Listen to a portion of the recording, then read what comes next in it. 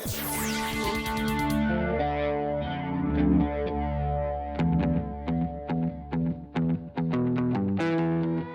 welcome to the 2020 Gold Hitch and Gold Winch Awards.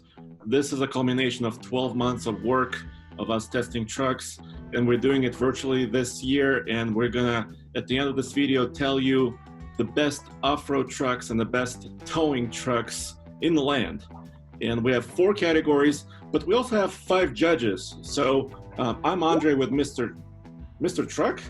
Are you? Yeah, I'm Mr. Truck. Yeah, this is the biggest Gold Hitch Award I can remember. It's got most trucks. Good gosh, what is it, 12 trucks or more? A lot of them. Heck yeah, and we have Nathan. Hey guys, I'm not like Mr. Truck or Andre.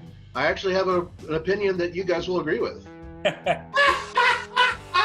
And we have Steven from our Canadian Bureau Chief. Hey everybody, hope you're doing good, and I guess I'm here representing Canada in these deliberations, so I'll try to carry the country on my shoulders.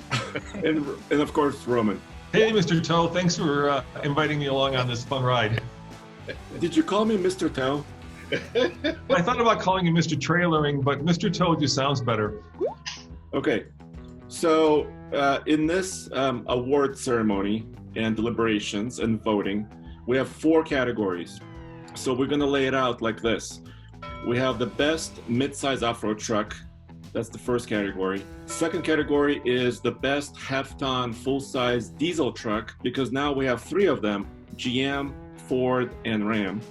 Then we have the best heavy-duty off-road truck category, and a lot of excitement there in that segment as well. And finally, the big boys, the big diesel dualies for 2020, including towing 30,000 pounds, so the best diesel towing truck. Shall we show them what they're playing for, Andre? I've got the award right here, and I will hold it up to the camera. This year we've gone, all America. Nice. Because these are awards that are for mainly American trucks that you can buy here in America. As much as we like other trucks, such as, you can think about all the other trucks you can get in the rest of the world. We don't get them, so these are trucks that, you can tow with or go off-road with here. And when I say America, I also mean North America, Stephen. Nothing I appreciate that. against our Canadian neighbors. Yeah, a lot of these are made in Mexico. We got the whole continent. There you go. And of course, American Eagle, belt buckles, and we have, but this year we've gone all virtual. So we are doing social distancing, and we're voting in our home offices and bunkers. And of course, the award, when the manufacturer wins an award, it's going to be that Eagle with a belt buckle, which is a virtual thing. But let's kick it off with the midsize truck, shall we? Yeah. Before we do that, Andre, why don't you just tell us a little bit, and you as well, Stephen, what kind of testing this kind of deliberations are based on? What do we do to get to this point? Sure. Well, I can take the reins on the mid-size off-roaders anyway. Me personally, I've tested the whole group of mid-size off-roaders on my off-road trails here. A little different than what you guys have in Colorado. I have that deep mud up on the Hydroline. So I've run them all through there, all in the past, 12 months, so all in the past year. So I got a really good sense for how they handle, especially in the deep mud, and just off-road in all kinds of different conditions. And then I know you guys have had them in Colorado too, right, Andre? Yeah, and we've tested off-road trucks also. We usually do a couple of other things, not just the really fun stuff like taking them on a off-road trail in the middle of the Rocky Mountains, but also we do like RTI ramps, so testing the flex on the trucks. We do the slowest drag race in the world where we test the crawl ratios. And of course, for towing, we have the Ike Gauntlet World's Toughest Towing Test. This is over 11,000 feet above sea level. We tow near maximum capacities that these trucks can handle. And if the trucks can perform well on that test, they can do well anywhere. All right, let's rock it out, Andre. Go for it. Yeah, so let's kick it off with the midsize category. So the best midsize off-road truck. And here combined, we have a lot of experience with most of these trucks, and all of these trucks were tested, like we said. So I'll just introduce the trucks, and then Stephen, I need your help, and all you guys, I need your help to kind of talk about how they performed, and also we're going to vote on the best. Yeah.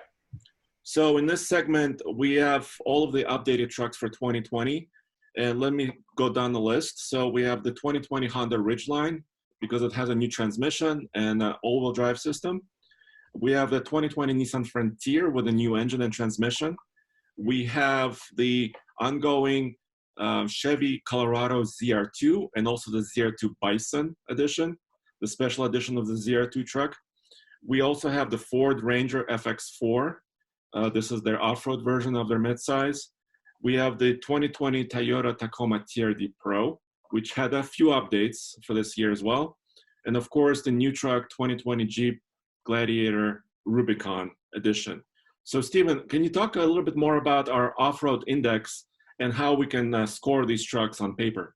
Yeah, so let me jump in. So we do what's called the TFL ORI, the off-road index. We really try to break down how these trucks match up just on paper, looking at the specs to give you guys a sense for which one will be best off-road. So you know what, why don't I'll go through the numbers too, and we'll start at the bottom. We can talk about each truck. This probably won't come as a surprise to any of you guys here, but the worst midsizer on the ORI is the Honda Ridgeline. I mean, there's no transfer case there. It only has, all-wheel drive. It's not true four-wheel drive, no lockers. The Ridgeline's great, but it's not an off-roader. I think we can all agree, right? Right. It's got the biggest cab, and it's so cool. Oh, like I said, it's great. I'm not fighting against it, but don't take it off-road.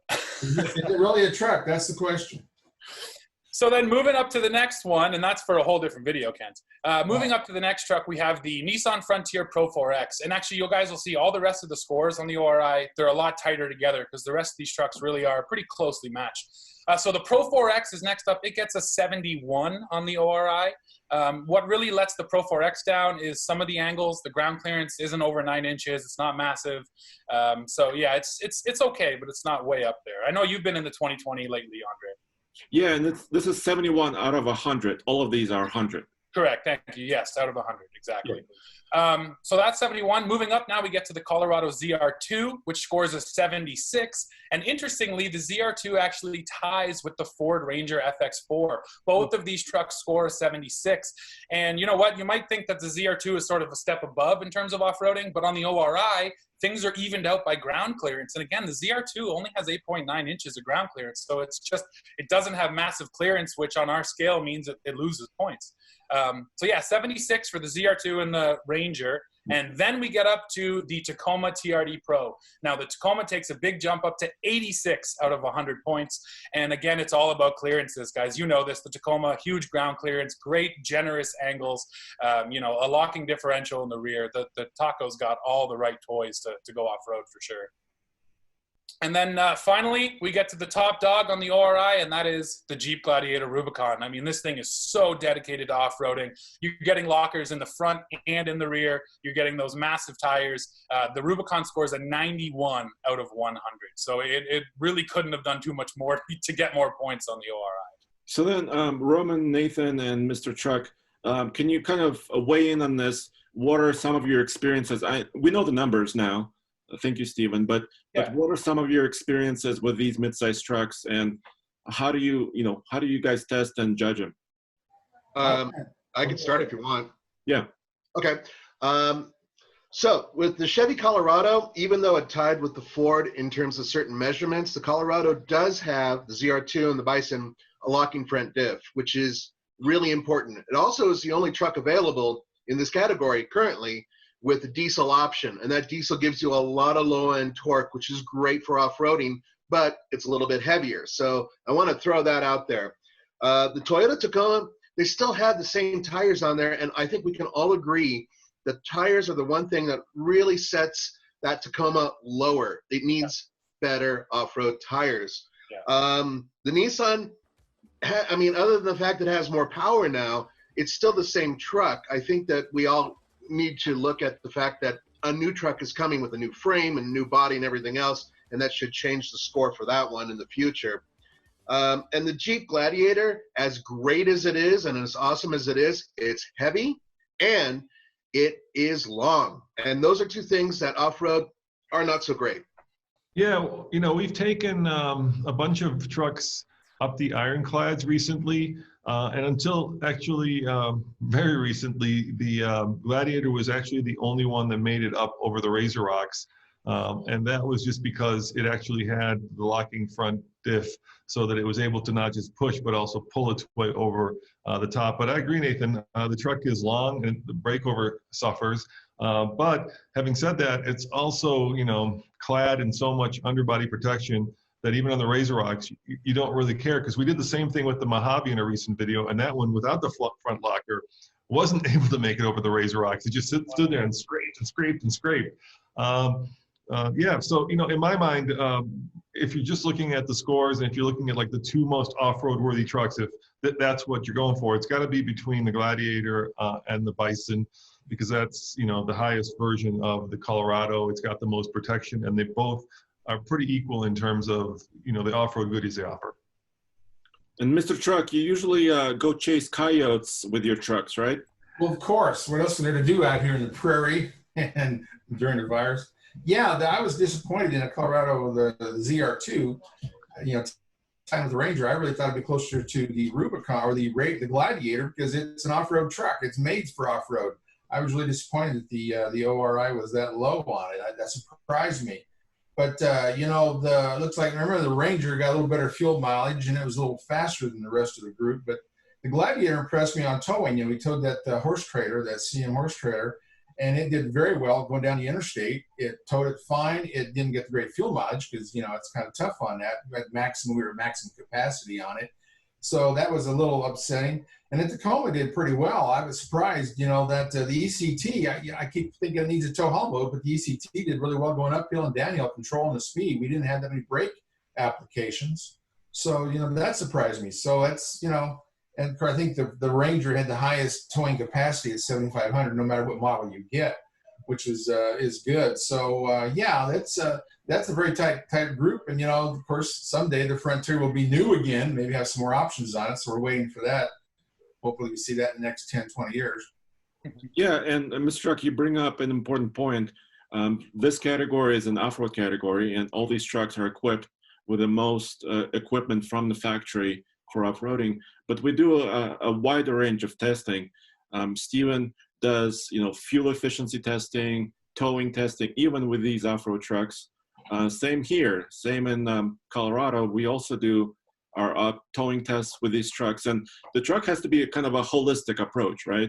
So not only is it really great off-roading, but it also can work as a truck to some extent if it needs to. So should we vote here? Yeah, First that's good. Yeah, cut to the chase. That's good voting. All right, let's vote. So get out your pieces of paper. This is very high tech. And I guess if you write down your number one choice, and then we'll figure this out. Well, let's go in the clockwise order in my window, I guess. So Nathan, do you want to go first in this one? Yeah, I don't know if you can see that, but that says the Jeep Gladiator. Even though I really do prefer a lot of what the Chevy has, the Gladiator is almost unstoppable off-road. If it wasn't for that long wheelbase, it would be absolutely incredible. But still, it is formidable. All right, Steven? So, I mean, Nathan is like living in my brain or something. I'm a Jeep Gladiator Rubicon 2, and I really did want to pick the ZR2. I love the ZR2. The Gladiator, though, feels like it is built for off-roading. The ZR2, the TRD Pro, they feel like packages on midsizers. The Gladiator feels like it was built to do that. So, yeah, Gladiator Rubicon. Roman? Yeah, same thing. Gladiator, it's by far the most, like Steve and Nathan said, off-road focused. It's built basically on a Wrangler platform to some extent. I know that the guys at SC will disagree, but it's, you know, short story is a Wrangler with a bed. How can you beat that off-road? Yep. Mr. Truck. Did I spell Gladiator right? I don't know. There you are. You know, I mean, I'm surprised by the Gladiator. I wish, the only thing I don't like about it, other than being expensive, is I wish it looked different. I like the old Gladiator grill and stuff. It looks so much like the Wrangler. I wish they would have separated, but that's my biggest gripe. But I like it. I was impressed by it. And I wrote down my choice, which was Jeep. It's unanimous. Woo! Well, so there you go, Jeep. Congratulations to Jeep and the Gladiator for winning the off-road midsize truck of the year at the Gold Hitch Awards. Really, this is the Gold Winch Awards, right, Andre? So congratulations, guys. Woo! So all I can say is, You okay, Andre? yes, I'm okay. I think what sealed the deal for me for the Jeep is actually, you know, it has a couple of shortcomings, right? It's one of the most expensive trucks in the segment, if the most expensive. And the length of it is quite long, but you can take the top off. You can go adventurous, you know, you can take the doors off. I mean, it's just huge. So let's move on to the next category, which is a little bit more focused on work and efficiency and value. So this is the second category, is the best half-ton truck with a diesel engine, because we have a lot of competition in the segment now for 2020. Finally. And we have three competitors, really. It's the 2020 Ram 1500 with the EcoDiesel 3-liter. It is the Ford F-150 with a 3-liter V6, once again. And this model, actually, we tested last year, or actually a little bit further back. And, of course, the new 2020 Chevrolet Silverado 1500 with a 3-liter straight 6.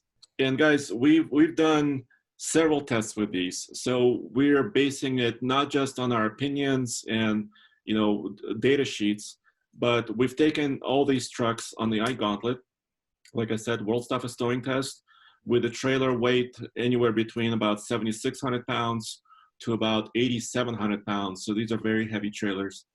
We've taken them on our MPG loops. This is a highway loop, flat highway. We measure also the empty truck fuel efficiency and also towing with the trailer, and acceleration. We tested them on speed as well. So what were the results, Andre? What did we get? So I have all my notes here. So let me bore you with some numbers. No. So the Ford F-150, the Power Stroke, currently it came out actually a couple of years ago. So it was on the market when actually there was no half-ton diesel on the market, because Ram was going through their scandal with emissions back then a couple of years ago. And on the iGauntlet, it performed really well. The Ford did 7 brake applications, 9 minutes and 49 seconds on the way up, and 5.3 miles per gallon. With a trailer on our MPG loop, it got 11.6 miles per gallon.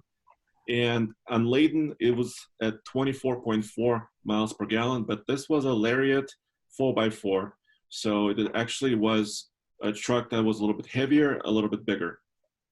Then on the Silverado diesel, and this is a straight 6, it's a different engine orientation. It's a straight 6 engine orientation is what semi-truckers use. On the Ike, it was quicker. It was towing a little bit less because it was maxed out when we used it.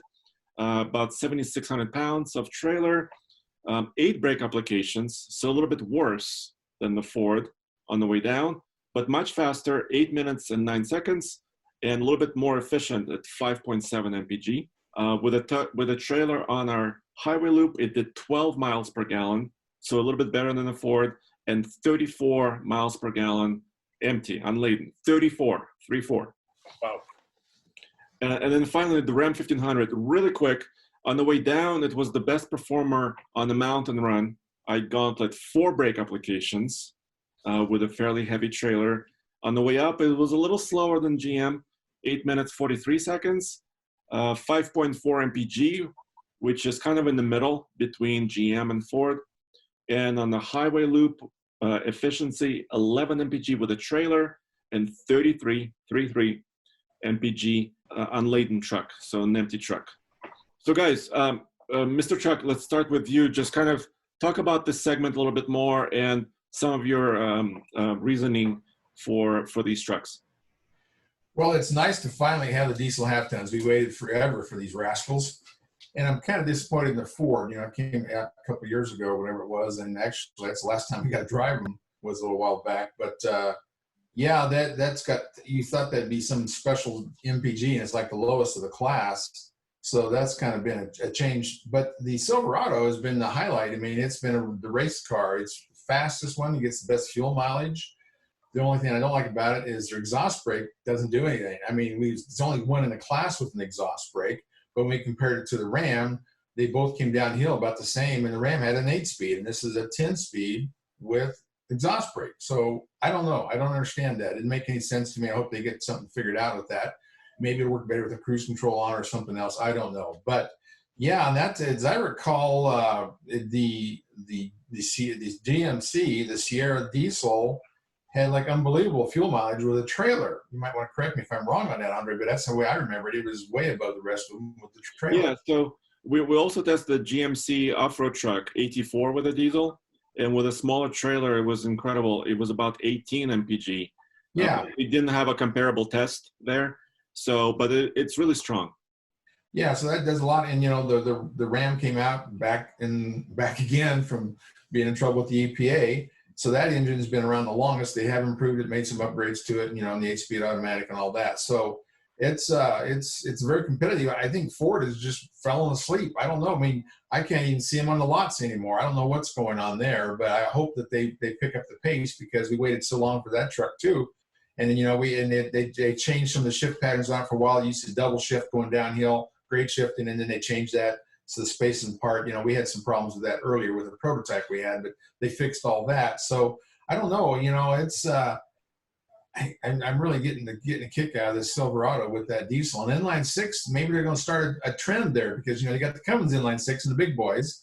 And now if GM starts thinking that inline six is a way to go, you might see the Duramax turn into that. I don't know, because the Isuzu's made a lot of those inline fours, inline sixes. So it's hard to tell what's going to happen, but, you know, these guys, they've got to pick up the pace. The electric trucks are going to take over. What we waited so ever for long for the darn diesel half tons.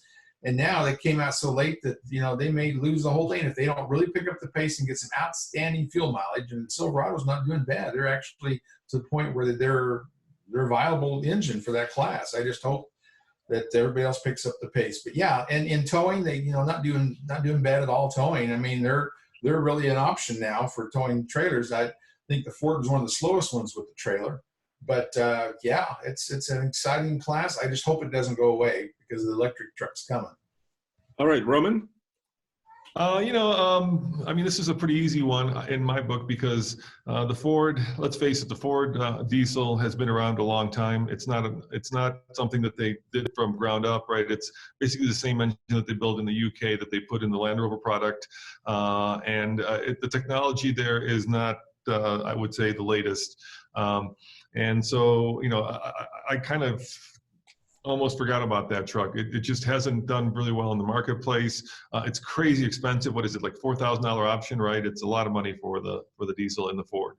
And Ford offers so many other engine choices that it was like, I almost felt like Ford thought that they needed to compete in that class because Ram did so well with their EcoDiesel. But I never had a sense of that they were like all in on that engine. So that one I took off my list pretty quickly. I gotcha. Stephen, what are your thoughts? So actually, I just had an experience with the Ram Rebel with the new EcoDiesel. And at first I want to say, you know, full points to Ram for creating this segment, for bringing the EcoDiesel in when they did, and you know, holding on to it for so long. So good for them for, you know, really holding out. Everyone finally followed suit. However, you know, we all know they went through their issues with the EPA, and sort of my seat of the pants o-meter said that new diesel just doesn't have the punch that the first gen did. Now that doesn't make sense because the numbers are up. But I just know that they did some tuning there, and I don't know, to me, it just doesn't feel the same as it used to, whereas that new Duramax, it just feels so good. It feels like what the new EcoDiesel should have been. And then, you know, you've already said it, I'll just parrot it back. The Ford feels like an afterthought. It feels like they said, we have the parts, we have the truck, let's stick them together, throw it out there, see what happens. Doesn't feel like they really, really invested a lot of time into that diesel package. Nathan?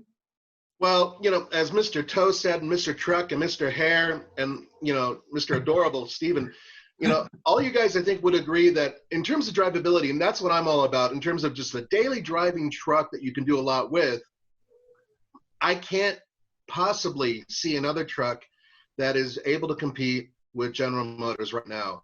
Ford is lagging behind. I think that in terms of comfort and, you know, acceleration and gas mileage and everything else, if you really look at the numbers and then you look at how it is to drive the truck, I mean, someone's done their homework. And even though we do have something new, sort of, kind of, from FCA, I totally agree with Steven. It doesn't feel like it's got that punch that it used to have.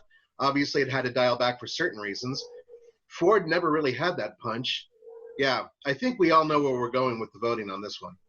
Yeah, and I'd have to also add that the straight six, setup, right, is one of the smoothest in the automotive world, right? So whether it's a BMW straight six or in this case a GM straight six diesel, it's just a really good way to design a power plant if you want smoothness. Yeah. Yeah. One quick note on price. Ford started off that first year where the XLT was a fleet only. Well, that's their volume model. Why would you do that? It finally brightened up and made it so that you can get the XLT. But the cool thing about that Silverado, amongst the other things, is it's the same price as a 6.2 gas. So, wow, that takes a lot of the problem out of the equation when you can buy it for the same price as that powerful V8, and you get all this fuel mileage. So, no, GM understands the pricing picture. I'm glad to see that. Yeah, and actually, so Ford, yes, so right now they're kind of down on power compared to the competition, a little bit, less on horsepower, a little bit less on torque. But a recent leak about the upcoming F-150, the 2021, this is unofficial, Ford hasn't announced it, but that leaked information suggests that they're going to keep the 3-liter diesel even through next year and next generation of the truck, although that power rating was not actually even leaked yet. So it seems like Ford is still serious. I think they're going to continue this game and offer the choice and maybe even boost their power. So this is going to be very interesting next year when we test all the 2021s. So let's vote. Just really quickly, we'll go down kind of in the opposite direction. So Mr. Truck, your choice for the best half-ton diesel. The baby Duramax. Oh, I've got a reverse mirror there. Yeah, the baby Duramax. Okay, GM, Roman. Got to be the middle max, Andre. I'm calling it the middle max, not the baby Duramax. Because there is another baby. Steven. I'm going to go ahead and put my vote in specifically for the GMC Sierra Duramax. I'll take the Sierra over the Silverado any day, but it's got to be Duramax. Ooh, okay. Nathan. Doesn't really matter. Can I just say General Motors, or do I have to say Chevrolet? You could say General Motors. General Motors, yay! So I put down Chevy Silverado Duramax. And once again, unanimous. So Roman, can you show the award? Make the sound, Andre.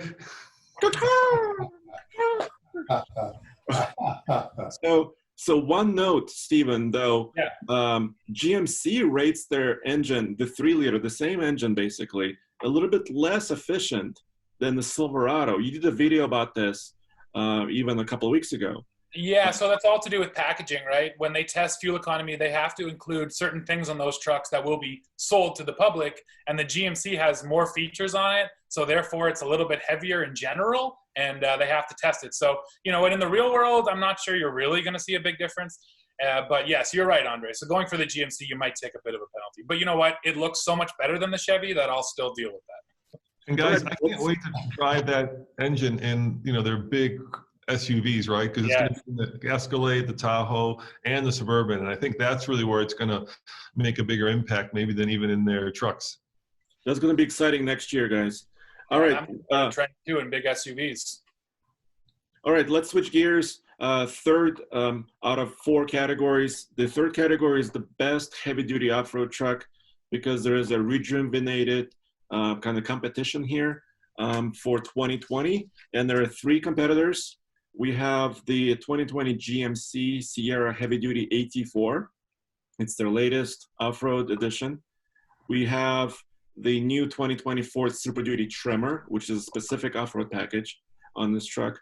And we have, of course, the 2020 Ram Power Wagon that's been there for several years. And we've given that truck, a lot of accolades in the past because it's been around for many, many years.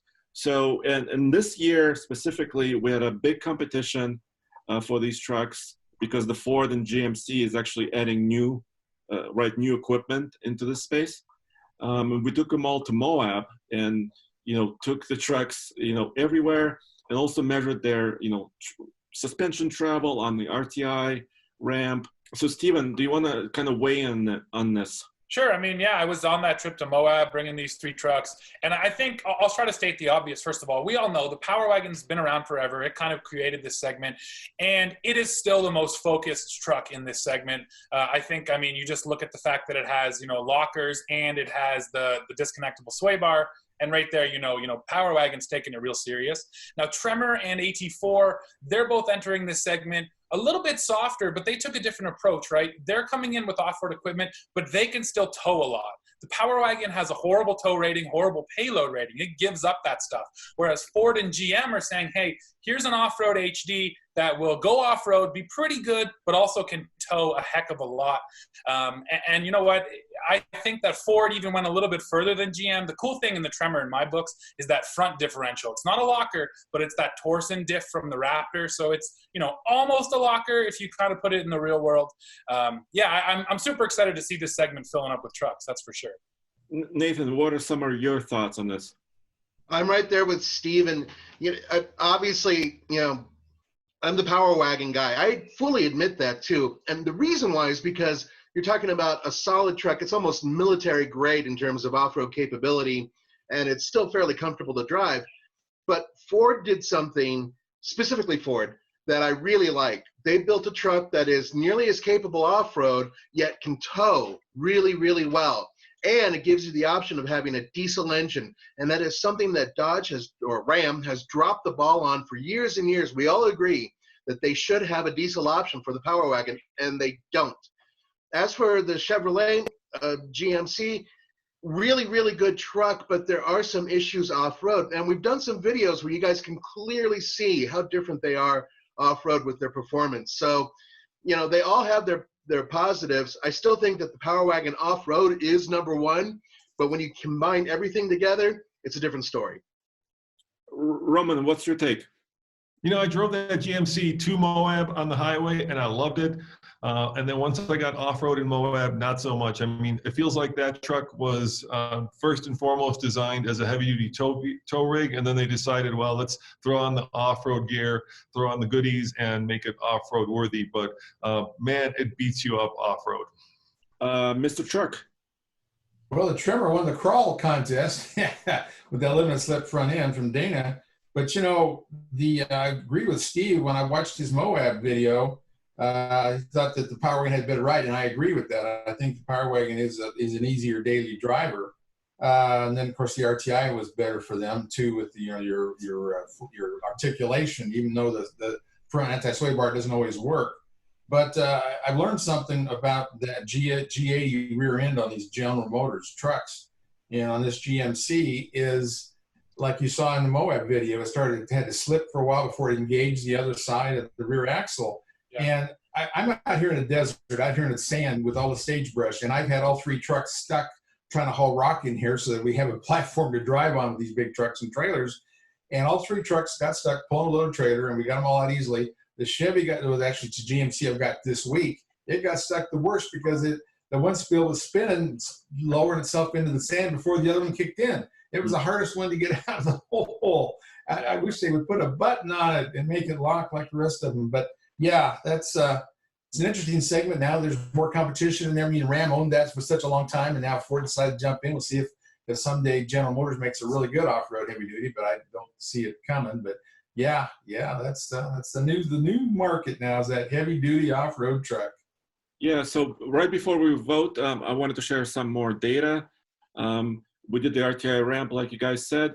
84 GMC scored 324 points out of 1,000. Tremor Ford diesel scored 366, so a little bit better, about 40 points more. And Power Wagon scored 426 points, once again, better yet on that scale. And these are the numbers we got in the real world. Yes, you can look up those numbers in spec sheets, and they can be different from what I just kind of mentioned, but this is the real world. We use the ramps that are available to us and all the tools we have. And then on the way to Moab, we did an MPG run, and the GMC actually did the best. On Layton on the highway, got 19.8 miles per gallon with the diesel and the new 10-speed Allison branded transmission. That was really good. The Tremor diesel got 19.2, and the Power Wagon, not a diesel, doesn't have one, 14.5, but still for a big truck, that was good. So let's vote on this, and we'll go once again in clockwise order here. So Nathan, if you could submit your vote. It's painful. It's painful because I'm going to say Ford. Whoa, okay. Yeah, and I'll tell you why. Because at the end of the day, Ford has done something that once again Ram refuses to do. They've introduced a diesel, and look, 19 gallons or miles per gallon on the highway, that matters when you're able to tow and at the same time actually reach where you need to go, as opposed to 14 miles per gallon. We all know that Ram builds really good diesels as well. So I don't know. I'm not seeing an attempt at advancing their cause. They're sort of sitting there and they're not going where they need to go. Otherwise, the vehicle is brilliant. But I think the Ford Tremor is, for packaging and for driving purposes altogether, the better truck. Alrighty, Steven. This is a tough decision. And you know what, Nathan? I appreciate what you say about Ford bringing in the diesel, and I do think that's cool. However, having driven them back to back, I'm still getting the Tremor with the gas. No way I'm getting the diesel over the gas. And because of that, now you might think I'd go Tremor, but no. I'm voting for the Power Wagon. I got to stick with the Power Wagon. It's the classic. It's so good in this segment. It's huge, but it's just ridiculous the things that it can do. So, yeah, I'm still stuck on the Ram. Roman. You know, that's I can see both Steve's and Nathan's point of view. So I'm going to go by tire size, and I'm so sick of those Power Wagon little itty bitty tiny wheels. For God's sake, guys, throw on some 35s. It looks so silly. How can you get any smaller on a big truck like that? It's just mind-boggling. For that reason, I'm going with the Tremor. Gotcha. Mr. Truck. Well, I think the Tremor did a lot of right things, and I think it's going to be an easier truck to market, and it's going to take a lot of market share. So for that, I really like it. But no, you can't beat that wagon. That's really powerful. Yes. No, that's the all-around truck that does it all. Andre, it's on you, dude. Oh wow. Okay, so I wrote my vote before we started, and this is insane. I wrote down PW. Power Wagon. Right on. Yeah. Well, so here's where I am. I drove the Tremor, the diesel truck, in Moab and to Moab, and then I jumped in the Power Wagon just for a few minutes. And the diesel Tremor is very capable. I give it that. But it was just stiff. It was kind of hard riding. Steven, you said the gas Tremor is better. I agree. So the gas powered truck is a little bit softer, a little bit more forgiving off-road. But the Power Wagon is just kind of, it's focused on off-roading. And Roman, I think I can get a bigger tire for it. And what are we voting on, Andre? The way it comes from the factory or the way that you modify? Come on, don't give me that. It's the way it comes from the factory, not the way you could. Yeah, sure, you could put a 37 on there, but for God's sakes. I've heard so many excuses from FCA about why there's no diesel, and right. And I'm tired of it. It doesn't fit. People don't want it. Yeah, blah blah blah. Ford did it. It's time for these guys to step up, and that's I'm with Nathan on that one. It's time for FCA and Ram to step up and actually offer a diesel and actually put on some like at least 35s. Well, I think what we could take away from this is, yes, Power Wagon won, but now they have some serious competition. And if Ford can refine what they have a little bit, I have a feeling the voting will be very different next year or the year after. Yes, that's true. And I think that 7.3 gas is going to be what leads the way on that Tremor. That's what they're going to be buying. It's a great engine. Yeah, really is. Let's finally, and this is probably the most coveted gold hitch. This is the heavy-duty diesel towing trucks competition, and it's primarily dualies, because dualies have the highest capacities, highest towing ratings. And we have, once again, renewed competition here because both Ford and GM and Ram, they both have, either higher power numbers or new transmissions. And we took them all on the iGauntlet World's Toughest Towing Test with 30,000 pounds. And it was Mr. Truck and I.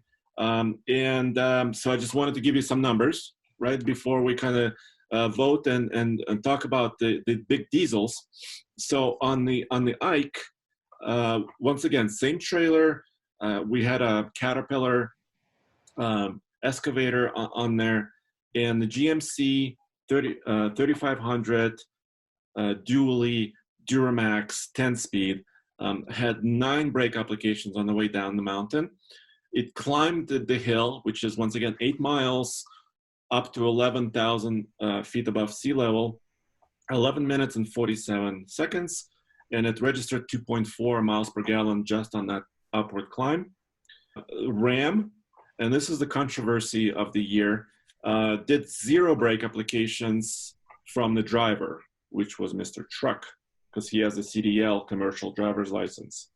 But we were using their latest cruise control system. We also use the cruise control system in all 3 trucks, and we'll get to that in a second. Ram went up the mountain 11 minutes, 32 seconds. So about, 15 seconds quicker than the GMC. And 2.5 mpg it registered, which was about, 0.1 better.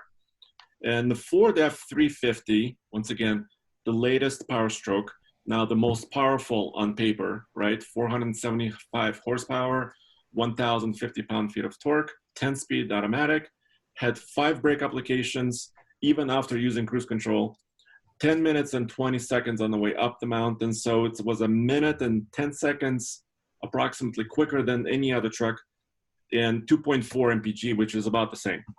That's a lot of numbers, guys. So, Mr. Truck, can you kind of mention a little bit more about how we tested it and some of your opinions from that run? Yeah, that was the biggest trailer we've ever used on an Ike. And they have the heaviest weight. We've been 29,000 horse trailer. This is 30,000 and a hot shot trailer, 40 feet. We did all that in the snowstorms with all 3 trucks, so it was interesting keeping it on the road. And it, it was a really good test. And you got to correct me if I'm wrong, Andre, but I know the Ram had what's the cruise control that's automatic that keeps you away? Adaptive. Yeah. But I didn't remember if the Ford or the Chevy had adaptive cruise control. I think they had the regular cruise. So Ford has several versions. The way they do it is some of the higher end trims, even above King Ranch, has their latest adaptive cruise control. Some of the lower trims do not. And the adaptive cruise control, actually, there's several versions of it. So it's kind of a little bit complicated in how they approach this. General Motors at the time did not have a adaptive cruise control feature. And we tested it, several months ago. But it still had cruise control. And when we talk about cruise control in big trucks, it's supposed to also help you on the way down, because it's supposed to use the transmission and the exhaust brake and the trailer brakes all together to help you come down the mountain. And of course, Ram had that adaptive system, even though it was a Laramie, and it performed the best.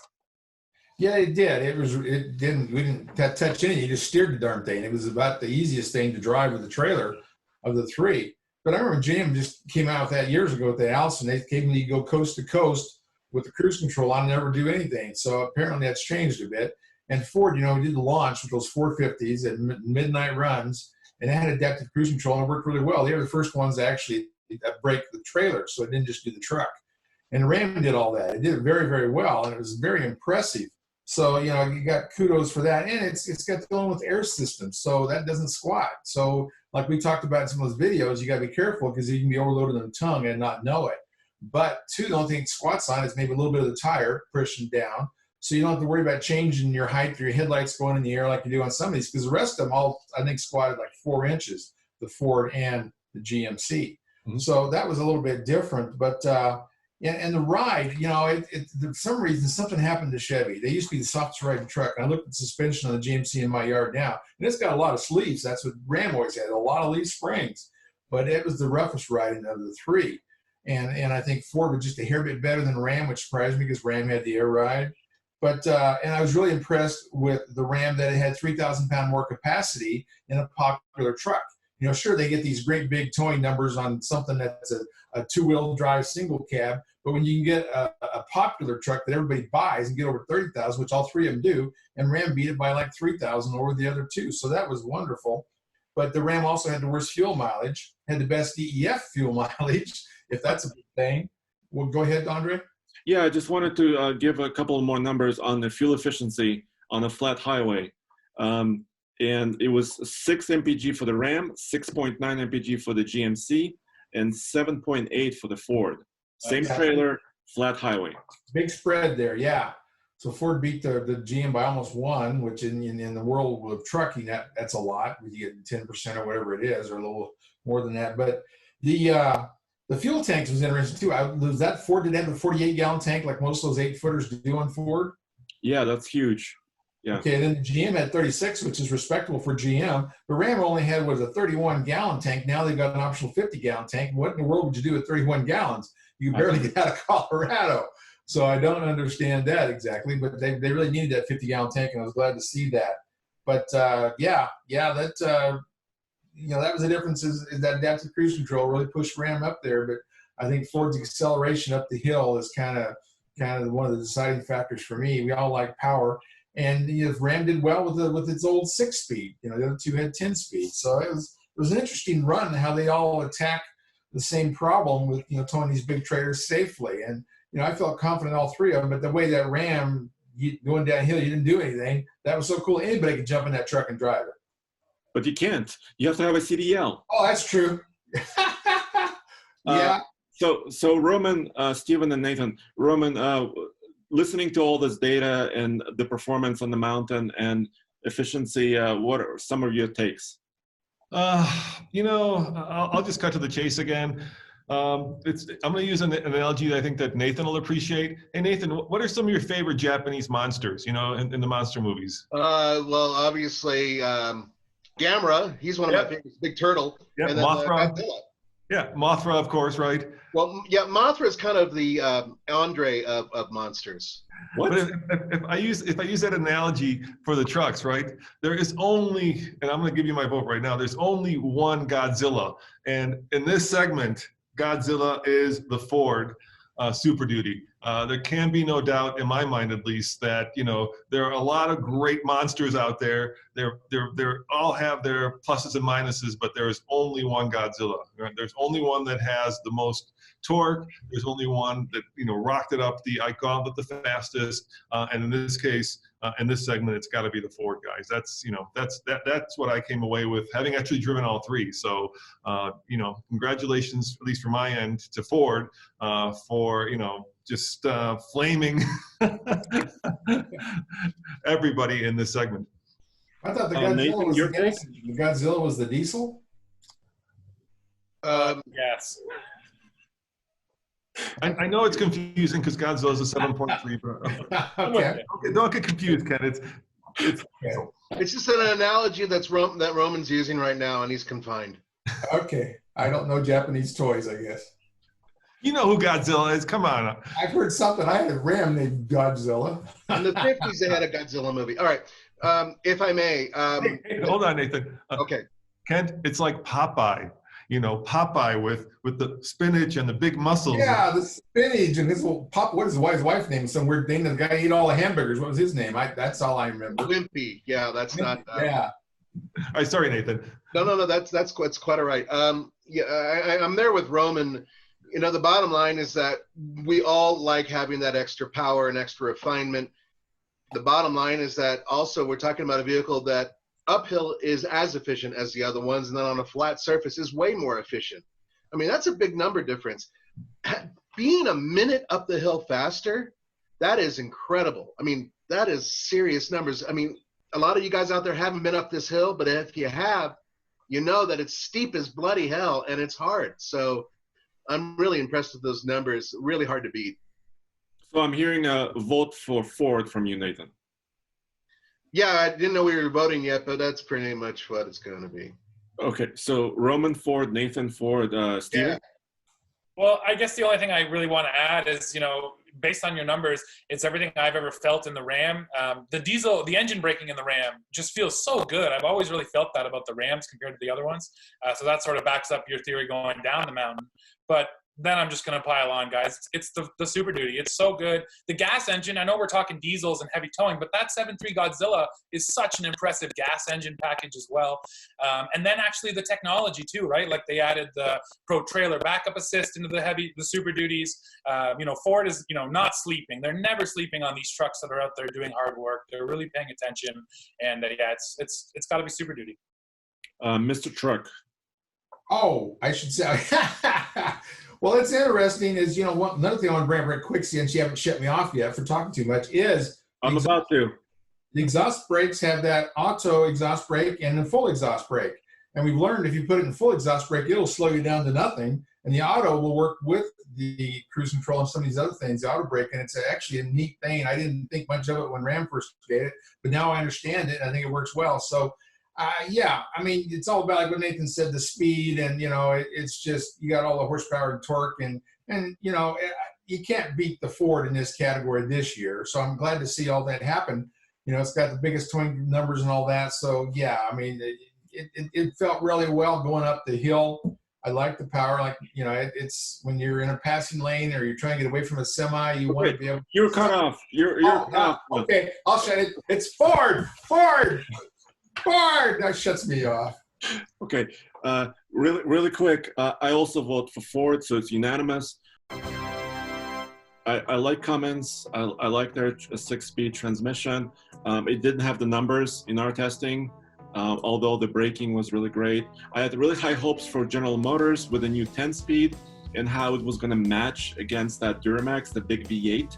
But the performance, the acceleration, and some of the times weren't there. So Ford just ran away with it. They updated their power stroke. They call it the 3rd generation, most power, but it's also efficient. So it blew my mind. So Ford wins the dually heavy towing. Thank you. I think there's one other story here that we should close this up on, and that is just how far GM has come with their Duramax, right? If there was a most improved, it definitely would have to go to the Duramax, because for a long time, Ford and Cummins, Super Duty and Cummins were kind of neck and neck at 30,000 pounds of total weight, and GM was down there at 24,000 pounds. And then over the last several years, they've really stepped it up, and they've really, decided that they wanted to go and, slug it out with the other two brands. And so it's great to see this much competition in this segment, because it's just, good for all truck buyers at the end of the day. That's very true, Roman. They finally picked it up and joined the crowd. I agree with you 100%. Yep. And guys, next year, so this is 2020, right? We're wrapped it up. 2021 is going to be very exciting. And we already hinted at this. The big SUVs is going to be a big segment. Tahoe, Suburban, Yukon, the big Yukon XL, Cadillac Escalade, and some of the updates Navigator from others. Yep. And also half-ton trucks are going to be huge, because the F-150 is going to be basically fully redesigned. Well, not quite fully redesigned, it looks like, but heavily updated. And some of the other trucks, I think, will follow suit with some updates. All right, guys, well, thank you for joining us, and I look forward to more towing, more off-roading, and whenever that TRX comes out, the big Ram, I'm sure we're going to be testing the heck out of it. Hold on, Nathan, what did you call us all? So we got Mr. Toe, right? I take it I'm Mr. Hair, right? Mr. Okay. Hair, okay. Mr. Truck, yeah, Mr. Adorable. Yeah, what are you? I'm badass. Yeah, he's the bride. Yeah, this is Hollywood Squares, man. It's a mustache. What else am I going to call myself? Come on. All right, I'm signing off. I'm Bullseye. Yes, he's the brain. See you guys next time. Ciao. See you guys.